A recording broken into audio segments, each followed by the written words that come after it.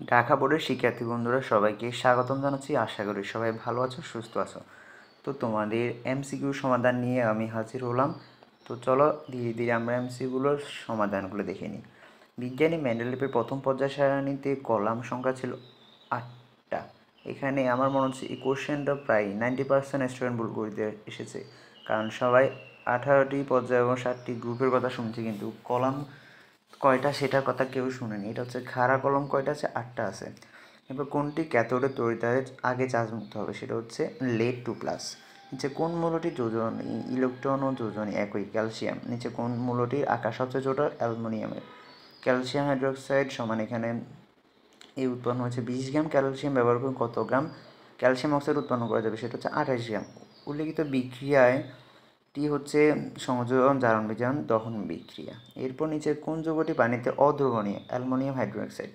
0.7 molar sodium bicarbonate দ্রবণের মধ্যে 10 gram sodium carbonate দ্রবীভূত থাকলে ওই দ্রবণের আয়তন হচ্ছে 125.78।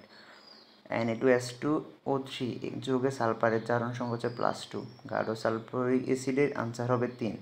যে কোন যৌগটির কারণে পানি স্থায়ীকরতা সৃষ্টি, ম্যাগনেসিয়াম সালফেট। এরপর হচ্ছে 12 নম্বর কোশ্চেন দেখো। এখানে বলছে CH3 single bond C3 double bond carbon single bond CH3 যৌগটির নাম হচ্ছে বিউটাইন 2। চালকোসাইড কোন ধাতুর একই, কপার।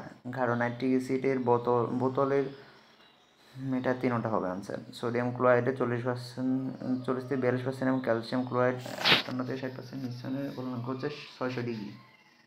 এই যৌগটির সংকেত হচ্ছে CnH2n+1CHO। পিভিসি তৈরি হয় হচ্ছে CH2 double bond CHCl monomer দ্বারা। টয়লেট ক্লিনারের মূল উপাদান কোনটি, সোডিয়াম হাইড্রোক্সাইড। সোডিয়াম টায়ারটিনেটের সংকেত কোনটি, সোডিয়াম টায়ারটিনের সংকেত হচ্ছে C4H2S4N2O6। তারপর হচ্ছে ক্ষত সৃষ্টির উপাদান কোনটি, NaOS। যে কোনটির ব্যাপন হার সবচেয়ে বেশি, সেটা হচ্ছে CS4 মিথেনের। কোনটি উদ্যোবায়িত পদার্থ, সেটা হচ্ছে আয়োডিন। 5টি প্রোটনের প্রকৃত ভর হচ্ছে 8.36 × 10⁻24 গ্রাম।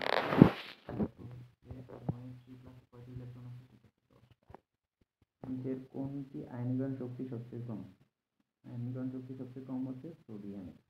আশা করি ঢাকা বোর্ডের শিক্ষার্থী বন্ধুরা তোমাদের কোশ্চেন মোটামুটি ইজি ছিল, সবার পরীক্ষা ভালো হয়েছে। আর তোমরা আমার চ্যানেলের সাথে যুক্ত থাকবে এডুকেশনাল ভিডিও পাওয়ার জন্য। পড়ালেখা সম্বন্ধীয় বিভিন্ন ক্লাস এখানে করানো হয়, তোমরা যুক্ত থাকবে। ধন্যবাদ সবাই।